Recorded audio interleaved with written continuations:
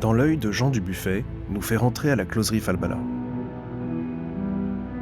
Œuvre majeure du cycle le plus long et le plus original de l'artiste, celui de l'ourloupe.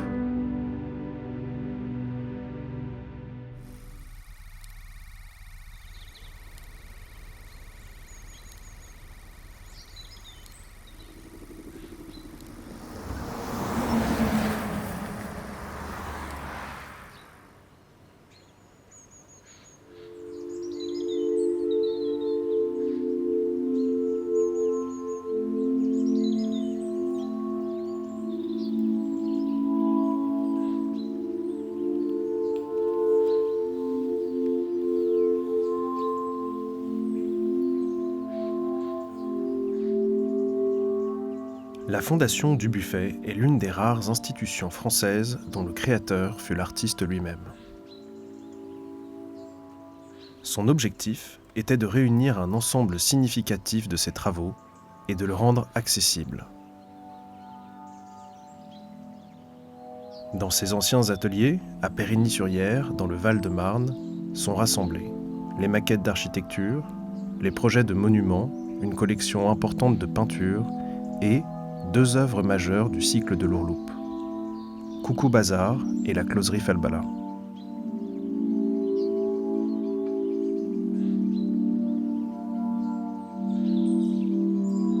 La closerie Falbala, qui est composée de la villa Falbala au centre, d'un jardin et de murs en enclos, a été conçue par Dubuffet pour abriter son cabinet logologique.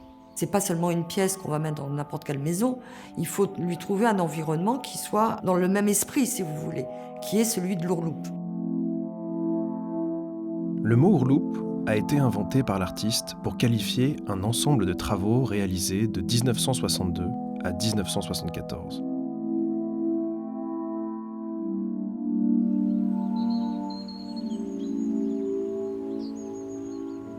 L'idée de Dubuffet, c'était de garder ce cabinet logologique pour son propre usage. Dubuffet disait même à un moment, l'idéal c'était que ce ne soit pas dans un environnement de banlieue parisienne, mais que ce soit en plein désert.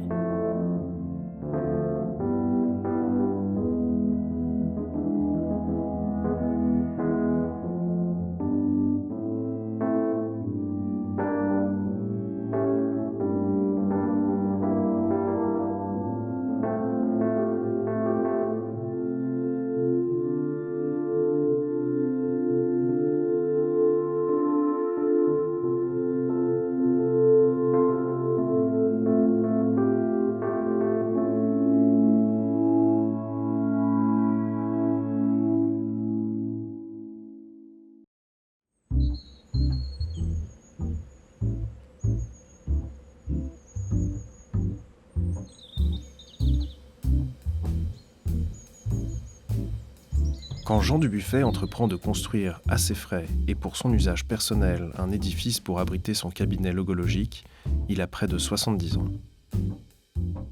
Mener à bien ce chantier ne fut pas sans déboires, mais il a donné corps à une pure création de l'esprit.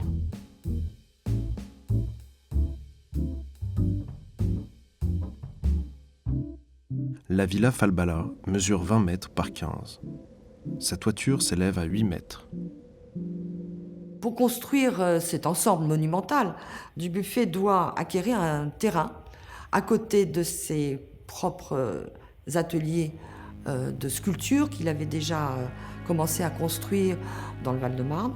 Pourquoi dans le Val-de-Marne, à Périgny-sur-Yerres? Parce qu'à cette époque-là, il y a un artisan qui s'appelle Monsieur Aligon qui déjà travaille la résine, le matériau qui intéresse Dubuffet.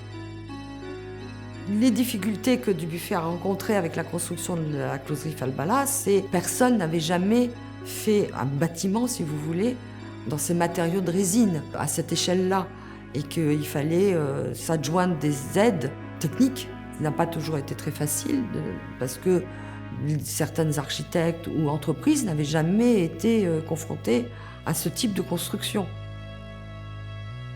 Dubuffet savait toujours s'entourer de personnes qui pouvaient l'aider techniquement. On a des carnets entiers où on voit bien qu'il va voir un tel, un architecte. Il a fait appel à à Jean Prouvé, par exemple. Au départ, le projet pensait coûterait 1 million de francs. Et finalement, avec les différents déboires et problèmes qu'ils ont pu avoir, ça lui a coûté 5 fois plus.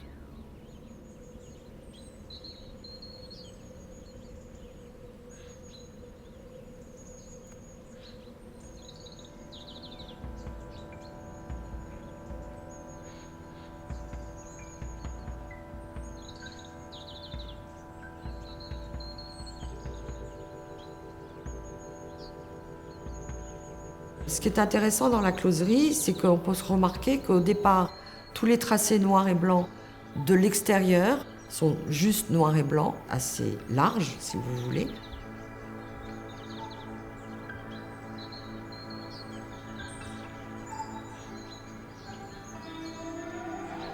On rentre dans l'antichambre, les tracés sont déjà plus réduits et on a le bleu qui arrive.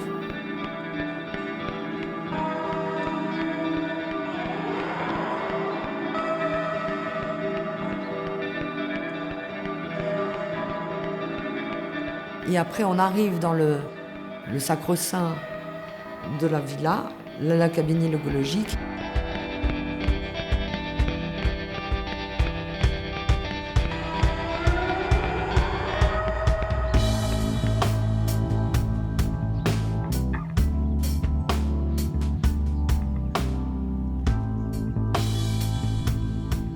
Du bleu, blanc, rouge, avec des tracés de plus en plus resserrés.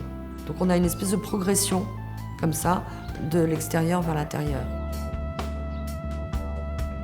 Dubuffet le définissait comme sa chambre d'exercice philosophique. On est dans un environnement total. On est plongé dans quelque chose de nouveau.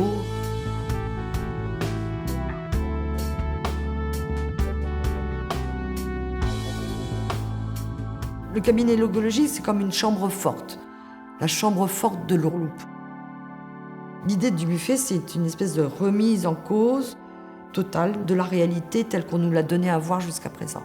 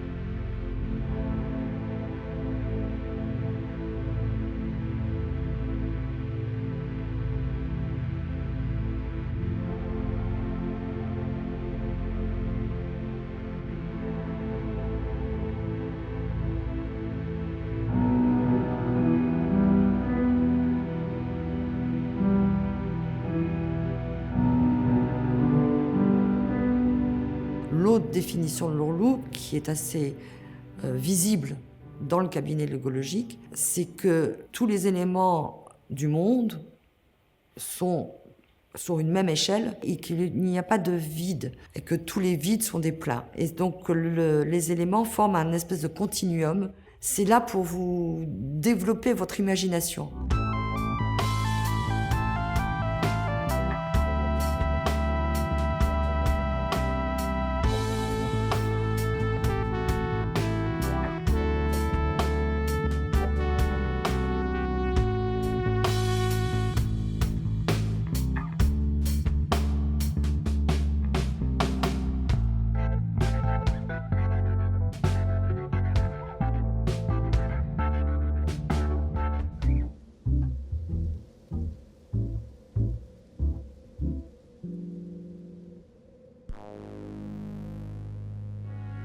Alors Jean Dubuffet était un artiste plasticien, peintre, sculpteur, dessinateur. Il a aussi été écrivain. Il a touché aussi à la musique. Il est né au Havre dans une famille de marchands de vin en 1901. Et très rapidement, il a voulu être peintre. Sa famille le destinait à reprendre l'affaire familiale. Il va créer son propre commerce à Paris. Et puis pendant cette période entre les années 20 et 42, il va plusieurs fois abandonner son métier ou le mettre en gérance pour pouvoir se reconsacrer à la peinture. C'est qu'en 42 où vraiment il sent qu'il a trouvé sa voie, sa manière de travailler personnelle, et il devient, si vous voulez, artiste professionnel en quelque sorte, tout en ayant décidé de ne peindre que pour lui. Au départ, c'est ce qu'il disait. Il ne voulait peindre que pour lui-même. C'est le théoricien de l'art brut. L'art brut, c'est un terme qu'il va créer en 1945, qui définit des artistes qui n'ont pas de formation artistique, ne savent pas qu'ils font de l'art, c'est-à-dire qu'ils peignent, ou ils créent quelque chose qui vient de leur propre intérieur et qui sont très personnels.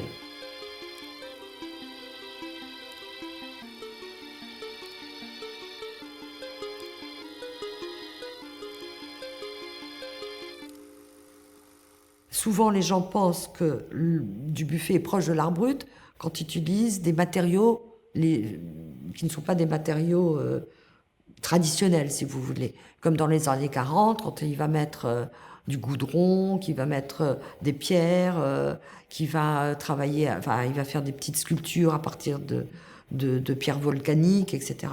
C'est pas ça. Là où Dubuffet est le plus proche de ces auteurs d'art brut qu'il vénérait, c'est justement dans l'Ourloupe.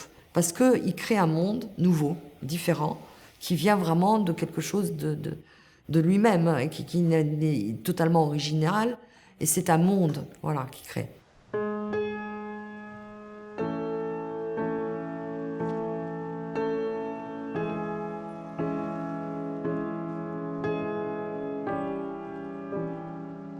Parfois, les objets de Naoki oscillent un peu entre des sortes de coffres ou de boîtes et des maquettes architecturales. Donc ici, on serait plutôt un peu dans la maquette.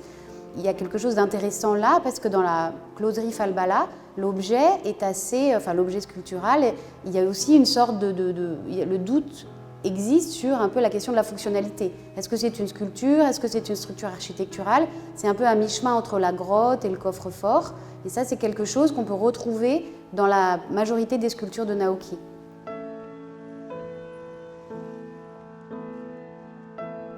La sculpture Serpe, c'est une sculpture assez emblématique de son travail, qui est composée de bois, de laque et de vis, donc des objets manufacturés. Le travail du bois chez Naoki est très important. Il ponce en fait le bois, il le travaille dans un temps qui est très proche de celui justement de l'artisanat. Quand Naoki travaille sur sa sculpture, il s'efforce de toujours prendre du temps et de ne pas se laisser disperser par une idée critique ou une référence précise à l'histoire de l'art. Et ça, c'est quelque chose qu'on peut rapprocher de l'art brut, parce qu'il me semble que l'art brut, c'est vraiment un art qui ne se soucie pas ni de la technique, ni de la critique, ni même de l'approbation de quiconque, et encore moins de l'approbation d'une certaine intelligentsia artistique.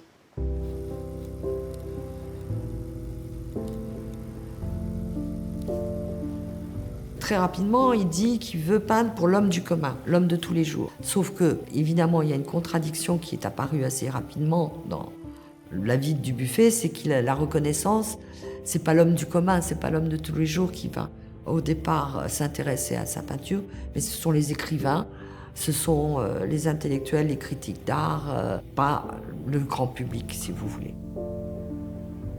Très rapidement, même s'il a du succès d'estime des intellectuels français, au niveau du marché, ça va se passer plutôt aux États-Unis. Très vite, le marchand Pierre Matisse, le fils d'Henri Matisse, qui avait une grande galerie à New York, va s'intéresser à son travail, va l'exposer dès 1947.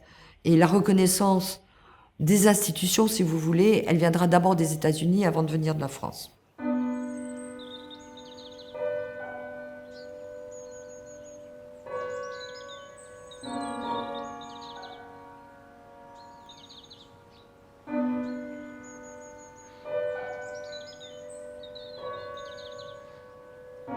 Il faut savoir que Dubuffet a une reconnaissance assez tôt du côté des Américains. Parallèlement à la construction de la closerie Falbala, dans les années 70, Dubuffet avait donc ses ateliers de sculpture juste à côté. Et ils ont été créés parce qu'il a eu cette fameuse commande, la première commande de sculpture monumentale, de la part de David Rockefeller, donc un Américain, pour la Chase Manhattan Bank à New York. Et qui va donc construire dans ses propres ateliers ce qu'on appelle le groupe de 4 arbres. Et cette commande, elle date de 69. Et le groupe de 4 arbres est installé à New York en 72. Donc tout ça, c'est en parallèle.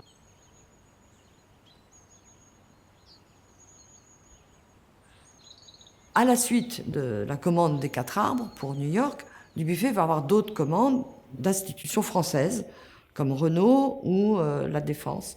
Sauf que, contrairement à ce qui se passe aux États-Unis ou dans d'autres pays comme l'Allemagne ou les Pays-Bas, les commandes ne vont jamais aboutir.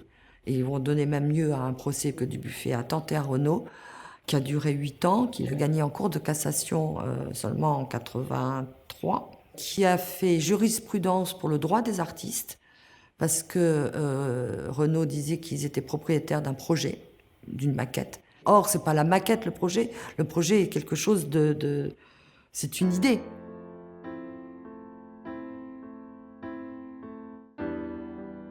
Et donc Dubuffet, face aux institutions françaises, a toujours eu un petit recul, disons, et il se rend compte que finalement, c'est par ses propres moyens qu'il peut faire des choses. Il ne fait pas attendre que ça vienne de l'extérieur. D'où la construction à ses propres frais et pour son propre usage de la closerie Falbala.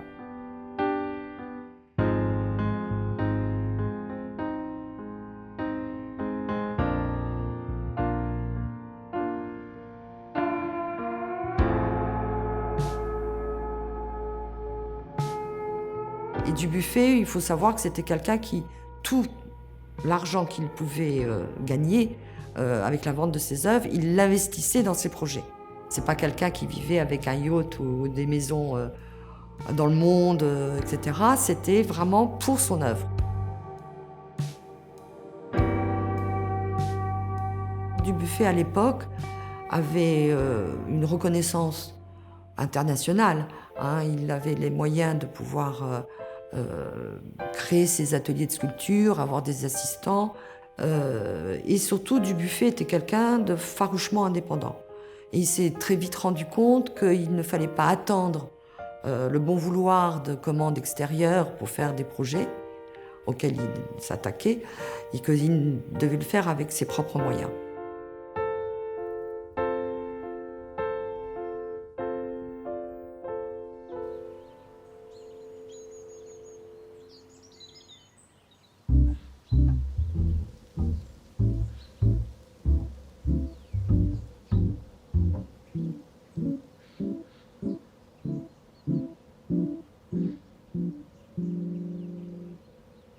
En 1966, Dubuffet découvre un nouveau matériau qui est le polystyrène expansé. Vous savez, c'est ce qui entoure, quand vous achetez un frigidaire, une espèce de mousse expansée très légère, qui est très facile pour lui de sculpter.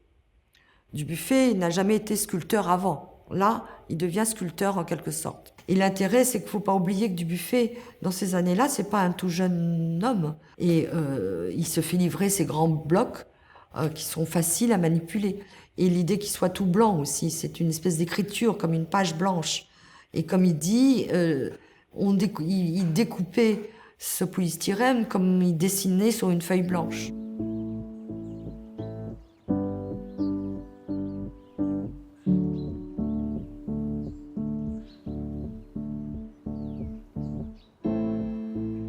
Le polystyrène expansé, c'était un matériau assez récent, mais qui existait déjà depuis quelques années. Mais c'est surtout un matériau assez atypique pour un sculpteur.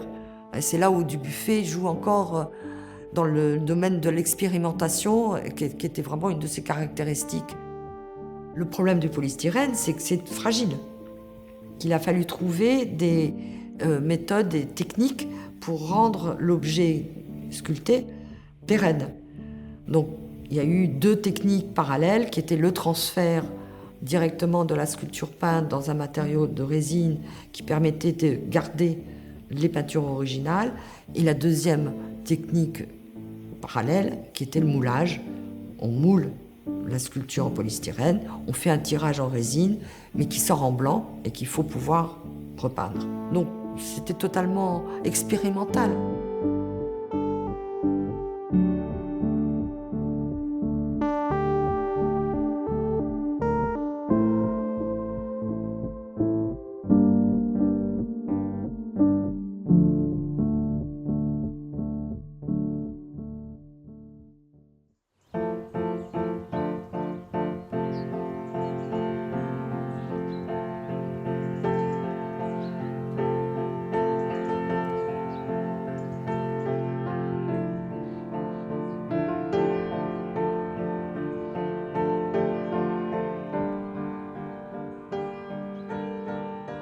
C'était assez atypique pour un artiste français d'avoir un atelier aussi important avec autant de monde. Et puis il faut savoir aussi, il y avait l'atelier qu'il avait à la cartoucherie de Vincennes à la même époque avec d'autres assistants qui travaillaient sur le projet du spectacle Coucou Bazar.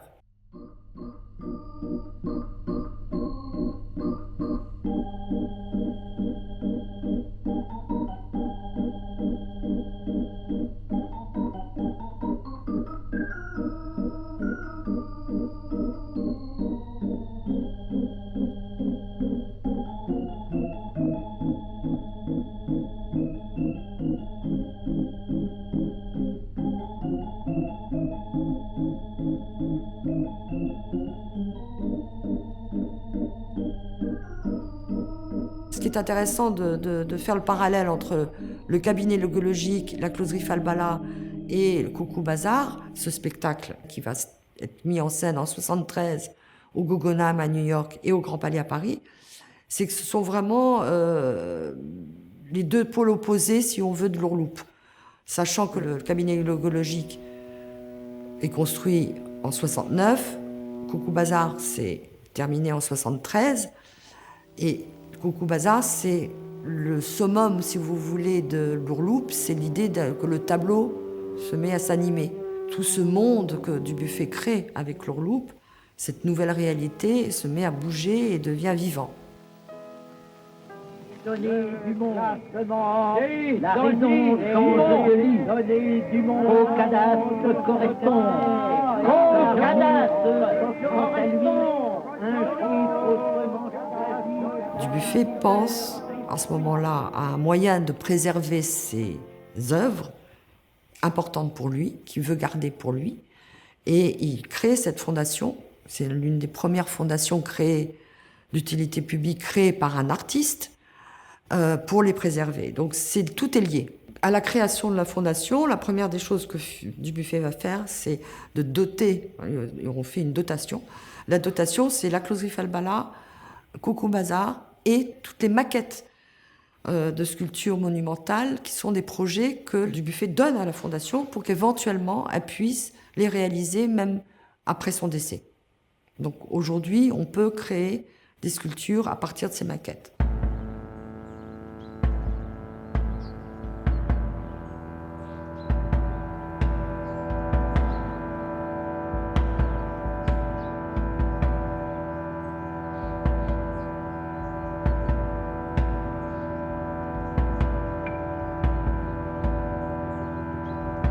Dubuffet, il y a milliers de choses encore à voir, à connaître. Son travail est multiple et son œuvre, elle est énorme.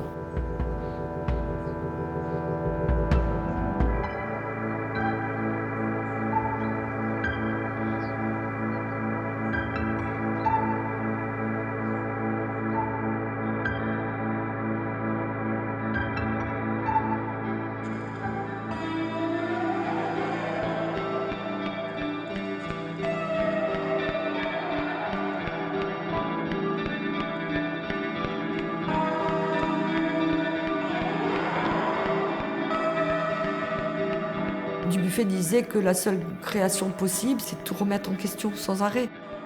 La seule création possible, c'est la révolution permanente.